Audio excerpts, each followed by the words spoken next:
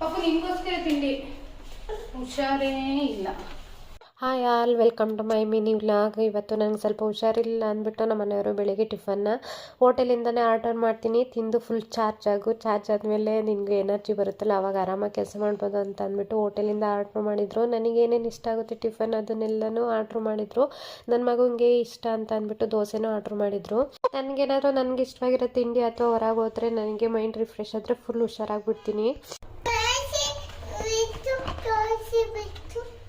ನನ್ನ ಮಗಂಗೂ ಟಿಫನ್ ತಿನ್ನಿಸ್ಕೊಂಡು ಅವನಿಗೆ ದೋಸೆ ಇಷ್ಟ ಅಂತ ಹೇಳಿದ್ನಲ್ವ, ಹಾಗೆ ನಾನು ಟಿಫನ್ ಎಲ್ಲ ಮಾಡಿಕೊಂಡು ಹಾಗೆ ಮಧ್ಯಾಹ್ನ ಒಂದು ಬರ್ತ್ಡೇ ಪಾರ್ಟಿ ಇತ್ತು ಅಂತ ಅಂದ್ಬಿಟ್ಟು ಅಲ್ಲಿ ಗಿಫ್ಟ್ ತೊಗೊಳ್ಳೋಣ ಅಂತ ಅಂದ್ಬಿಟ್ಟು ವಿಶಾಲ್ ಮಾರ್ಟಿಗೆ ಬಂದ್ವಿ.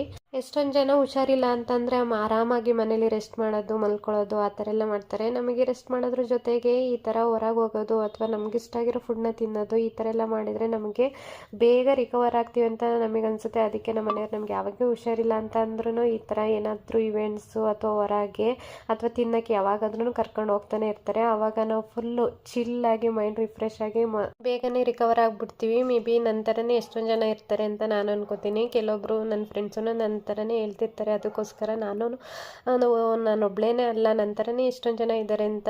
ಈ ಥರ ನನ್ನ ವಿಡಿಯೋ ನೋಡ್ತಿರೋ ನೀವು ಯಾರಾದರೂ ಈ ಥರ ಇದ್ದರೆ ಕಮೆಂಟ್ ಮಾಡಿ ತಿಳಿಸಿ.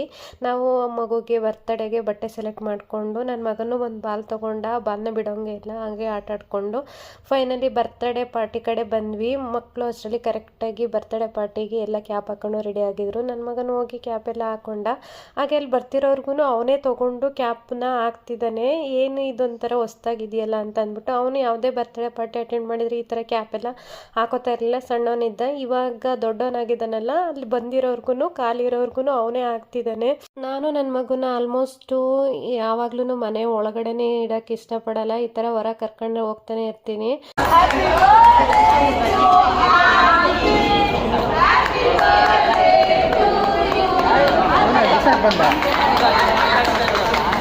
ನನ್ನ ಮಗ ಕ್ಯಾಪೆಲ್ಲ ಹಾಕೊಂಡು ನಿಂತಿದ್ದವನು ಕೇಕ್ ಕಟ್ ಮಾಡೋ ಕರೆಕ್ಟ್ ಟೈಮಿಗೆ ಇಳಿದ್ಬಿಟ್ಟು ಬಂದುಬಿಟ್ಟ. ಅವನಿಗೆ ಏನಂತಂದರೆ ತುಂಬ ಹೊತ್ತು ಒಂದೇ ಕಡೆ ನಿಂತ್ಕೊಳ್ಳೋದಂದರೆ ಇಷ್ಟ ಆಗಲ್ಲ. ಅಲ್ಲಿ ಎಲ್ಲರೂ ಏನೂ ಮಾಡ್ತಿಲ್ವಲ್ಲ ಅಂತ ಟೆನ್ಷನ್ಗೆ ಕೆಳಗಡೆ ಇಲ್ಲಿ ಬಂದ ಮೇಲೆ ಕಳಿಸಿದ್ರು ಹೋಗಂಗಿಲ್ಲ. ನಾವು ಕೇಕ್ ಕಟ್ ಮಾಡಿದ ಮೇಲೆ ಕೇಕ್ ತಿಂದ್ಕೊಂಡು ಮಗುಗೆ ಗಿಫ್ಟ್ ತಂದಿದ್ವಲ್ಲ ಅದನ್ನು ಕೊಟ್ಟು ಪಾಪುಗೂ ವಿಶ್ ಮಾಡಿಬಿಟ್ಟು ಅಲ್ಲೇ ಸ್ವಲ್ಪ ಹೊತ್ತು ಸಮಯ ಕಳೆದು ನನ್ನ ಮಗನೂ ಮಕ್ಕಳಿದ್ರಲ್ಲ ತುಂಬ ಆಟ ಆಡ್ಕೊಂಡು ಸ್ವಲ್ಪ ಹೊತ್ತು ಇದ್ದ. ಹಾಗೆ ಇನ್ನೇನು ಊಟ ಟೈಮ್ ಆಯಿತು ಅಂತ ಅಂದ್ಬಿಟ್ಟು ಊಟದ ಕಡೆ ಬಂದ್ವಿ. ಹಾಗೆ ನನ್ನ ಮಗುಗೆ ರಿಟರ್ನ್ ಗಿಫ್ಟ್ ಕೊಟ್ಟಿದ್ದಾರೆ.